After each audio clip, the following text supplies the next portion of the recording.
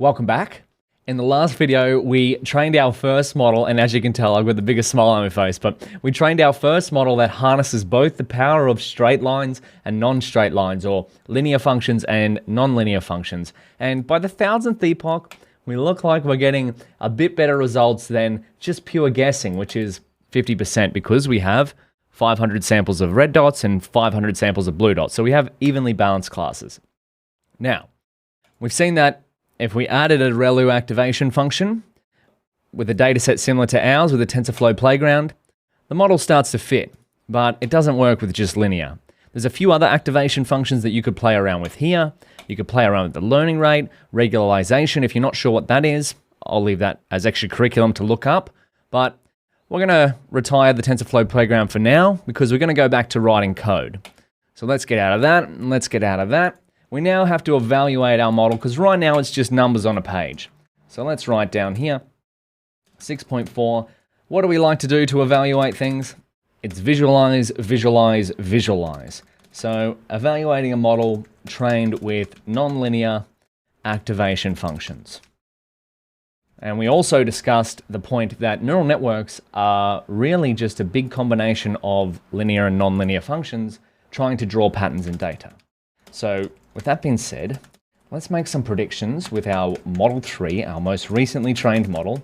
We'll put it into eval mode, and then we'll set up inference mode.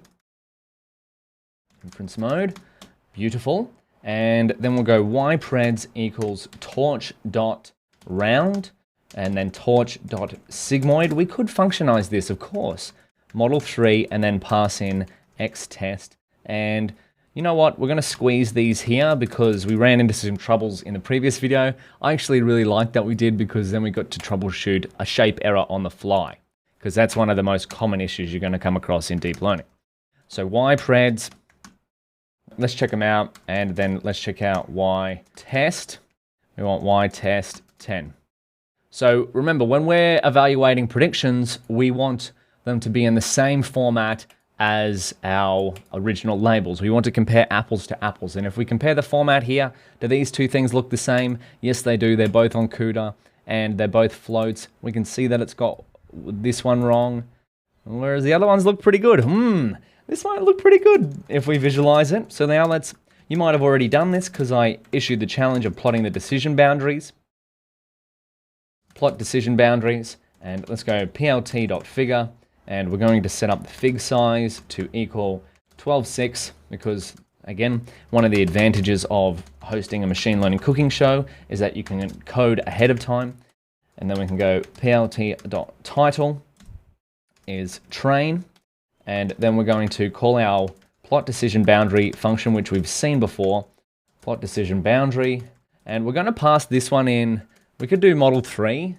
But we could also pass it in our older models too, Model 1, that doesn't use nonlinearity. In fact, I reckon that'll be a great comparison. So we'll also create another plot here for the test data, and this will be on index number 2. So remember, subplot is number of rows, number of columns, index where the plot appears. We'll give this one a title, plot.title. This will be test, and Google Colab, I didn't want that. As I said, this course is also a battle between me and Google Colab's autocorrect. So we'll go Model 3 and we'll pass in the test data here.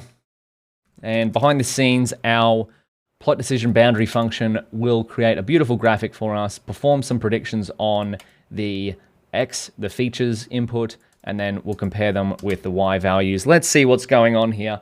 Oh, look at that! Yes, our first nonlinear model.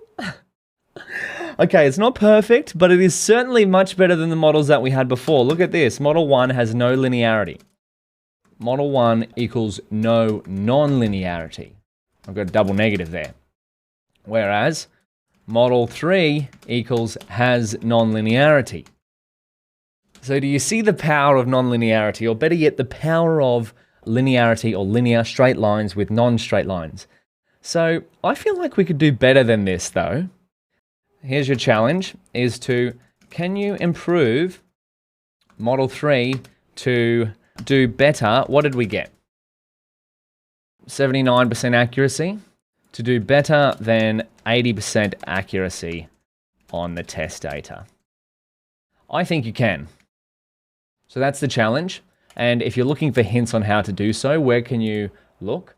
Well, we've covered this, improving a model. So maybe you add some more layers. Maybe you add more hidden units. Maybe you fit for longer. Maybe if you add more layers, you put a ReLU activation function on top of those as well. Maybe you lower the learning rate, because right now we've got 0.1. So give this a shot. Try and improve it. I think you can do it. But we're going to push forward. That's going to be your challenge for some extra curriculum. I think in the next section, we've seen our nonlinear activation functions in action. Let's write some code to replicate them. I'll see you there.